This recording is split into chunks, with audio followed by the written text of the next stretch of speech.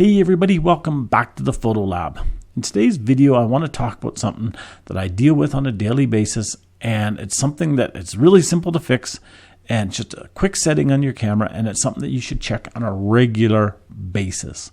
And that is checking to see what the file size is that your camera is currently saving. Now, I have people all the time argue with me about, well, you should save in JPEG, and oh, you should save in RAW, and oh, you should do... No, I'm not talking about whether it's JPEG or whether it's RAW. I'm not talking about if your camera has 1 card or 2 card slots. I'm not talking about anything like that. I'm talking about the file size that your camera is set up to save your files in or at. Now, on most cameras, you can select the file size that you want to save your files, whether you're saving JPEGs or whether you're saving RAWs. Now, when you go in, let's talk about JPEGs first. When you go in to select JPEG, on some cameras, you can select JPEG in large, medium, and small. Then you can select a compression ratio after that. On some cameras, you select them both together. So it'll have a large and then a large with more compression, a medium and then a medium with more compression, or a small and then a small with more compression. Or on some cameras, you go in and you select the large, and then you can select the compression level from there. The medium, the compression level from there. My thoughts are on this is, if you're ever thinking of having pictures done that you want printed from your camera, set your camera at the highest setting possible. But you say, I want to email them to friends. I only want them for social media. But what happens if you ever want to print them? It really sucks when you shoot a picture that's amazing and then you can bring it in to either me or to another lab and you want to get them printed and the file size is small. And I get this constantly. I had one lady actually in tears a number of years ago. She went out and shot a whole bunch of pictures of her daughter's graduation. They were horrible. The file size was so small. It was ridiculous. And then all of a sudden, while she was standing here and I told her that, a light bulb came on and she went, I changed the setting when I was shooting some pictures for my Facebook page. And I went, that would be it. So go through and set your camera on the largest setting possible with the least amount of compression possible.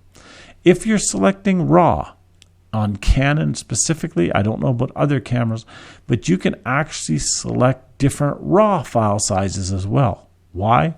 I have no idea. But again, if you're going to shoot in RAW, make sure it's set on the largest RAW file. Don't set it anything below that. If you use those 2 settings, you'll get the best picture possible, whether you shoot in JPEG or whether you shoot in RAW. Now, what's it going to do to your camera? Well, first thing it's going to do, it's going to fill up your camera cards faster. It really will. But with the price of camera cards today, it's almost a moot point. You really don't have to worry about it. When a camera card is $20, you can just go out and buy another camera card. Or you can go out and buy a super large camera card. Don't recommend that, but that's a whole nother video.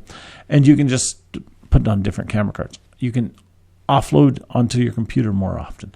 It's really not a big deal. It's more important in my books to get a good quality image than it is to have a lot of images that are really poor quality. So now you have it set. Now you've taken the pictures at the best resolution. A couple words of warning at this point. Just so happened this week, and this is actually one of the things that brought up me doing this video, was I had a customer who has a good camera, went out and took some pictures, came in to get some printed, and they were really small. And he said, well, here's the system that I use. I shoot them, I transfer them to this, and then I transfer them to this, and then I bring them into you from here on a USB stick. And I said, well, you need to go and check your camera file size. You need to go and check how it's being transferred, and you need to check to see how it's being saved.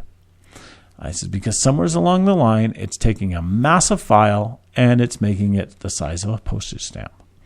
And what's happened many, many, many times and over the years for different reasons on using different programs and so on and so forth is that when you transfer the files, if you're using programs or if you've set your computer up in a certain way or your tablet up in a certain way, when it imports files or it exports files, it will downsize them. Make sure that when you're transferring files, that nothing is happening to them. If you've saved them at the best resolution on your camera, the last thing you want it to do is when you're transferring it to your iPad, when you're transferring it to your desktop, your laptop, whatever it is, you don't want it to start downsizing things. Side note, if you are emailing images to get them printed, if you're emailing images to somebody who wants to print them, make sure that you've set your email program so it does not downsize the images that you're sending. Once again, an issue I get constantly. People will have a family member send them a picture.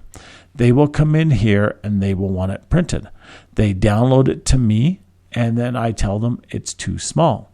They say, but they had a professional camera. Well, what happened was when they transferred it from the camera to their computer, it stayed the right size.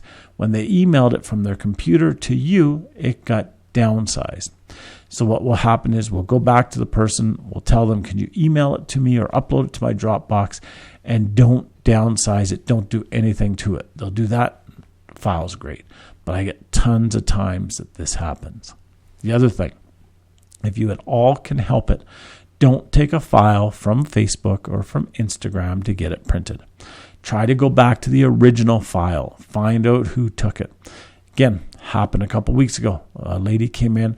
Her family had a little get-together. Somebody had shot some pictures. She went and pulled them off of Facebook, brought them in, wanted me to print them as a 24 by 36, and I had to tell her, sorry, will not work. Once again, we went back through the people until we found out who had the original file. They uploaded it to me. It was massive. It was beautiful. It came out perfect for them. If I would have printed it from Facebook, it would have looked horrible. So what should you do? Set your camera at the highest settings. Make sure when you transfer it, nothing is being downsized. If you're emailing it, if you're asking for somebody to email you a file, ask them to send it to you the largest size, or use Dropbox or Google or something like that, that you can get it without being downsized, and then you can get the best quality from there. So until next time, have yourself a wonderful day. Get out there and take some amazing pictures. Make sure you save them correctly so that you can get them printed in the future. Have a great day. Bye-bye now.